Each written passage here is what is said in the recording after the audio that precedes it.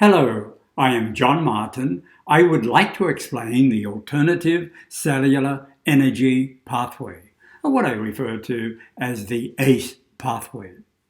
Now we know that energy comes from the sun in the form of photons and is used by plants and by certain bacteria in a process referred to as photosynthesis. This is combining carbon dioxide with water molecules, releasing oxygen, but creating more complex carbohydrate molecules, molecules that have carbon bound to hydrogen. These molecules can then be returned back to water and carbon dioxide with the help of oxygen, releasing or creating an energy molecule called adenosine triphosphate, ATP, from adenosine diphosphate.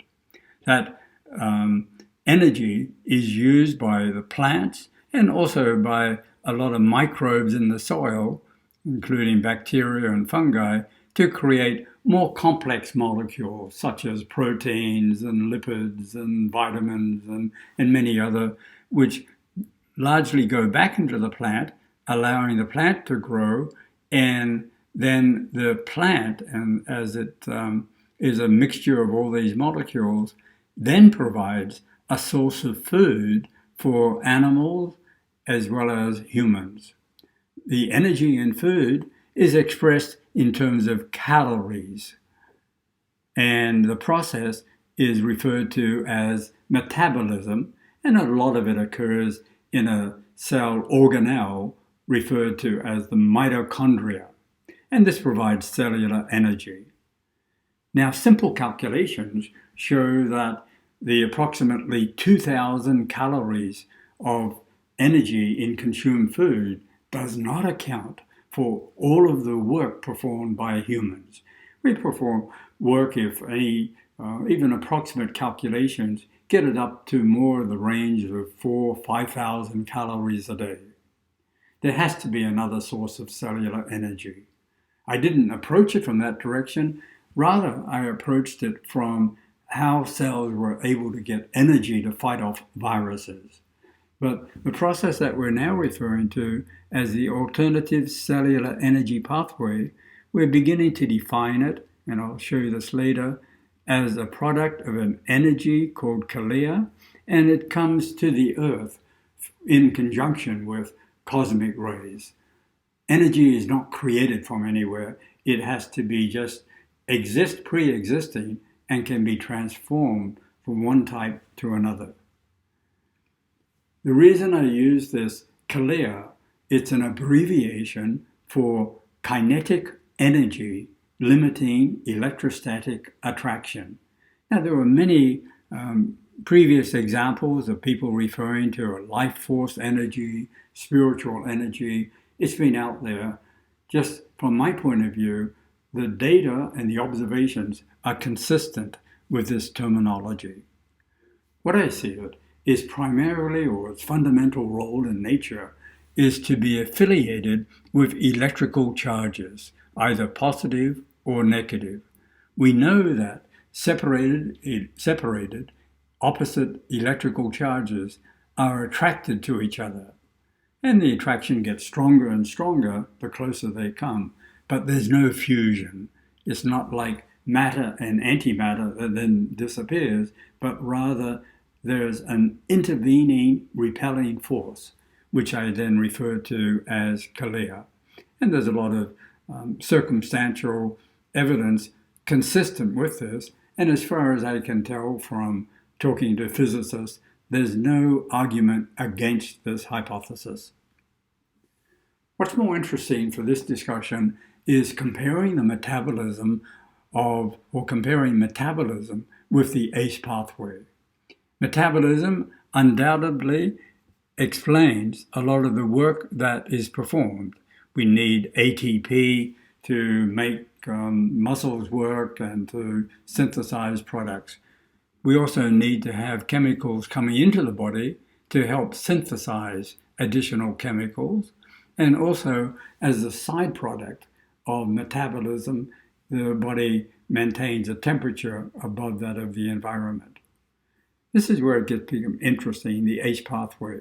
The first point to make is the ACE pathway, or this energy, can be converted directly to chemical energy.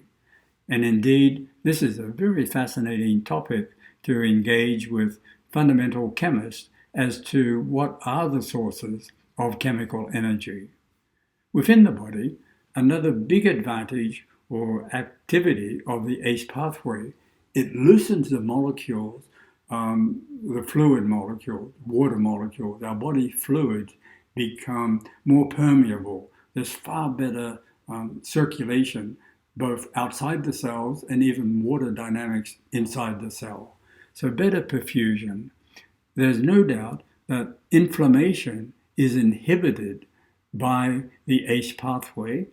On the other hand, regenerative activities, the restoring of cells back to health, is improved. And there's also this, I want to say, almost unique activity in the brain. This concept is that the brain has, as it were, two levels. Certainly, it requires calories to live, but that higher level of brain function, that elation, this better perspective, a lot of higher level characteristics of the brain are seemingly uniquely supported by the ACE pathway. And that's one of the most exciting aspects of separating the ACE pathway from metabolism, because the ACE pathway seems to be the preferred way of enhancing the brain's activities. So basically, much of the research at the moment is on enhancing the ACE pathway in the prevention and treatment of illnesses, most of which, or certainly the majority, can be attributed to cells having insufficient cellular energy. The focus is, how can the body capture KELEA? I think the fluctuating electrical activities in the brain and probably the muscles during exercise provide that opportunity of the separated electrical charges to directly attract KELEA. But KELEA can also be entered into or cannot be absorbed by water. Water can be a very efficient carrier of KELEA, as well as certain chemicals, particularly chemicals that have separated electrical charges, dipolar type chemicals. And some of these are associated with, quote, superfoods, can also be a source. My current focus is on KELEA activated water with the potential, at least the strong hypothesis, that the KELEA activated water can actually directly enhance the brain's KELEA attracting function in a very positive feedback. What's also fascinating, the water doesn't have to be consumed, but can be radiate the energy into the body if it is close to the body in terms of what I call waterceutical pouches. Any inquiries on this topic are welcome. Here's an email address. I'd be happy to work with people. It's not so much to prove the existence, but rather to try to optimize the benefits of KELEA in various applications.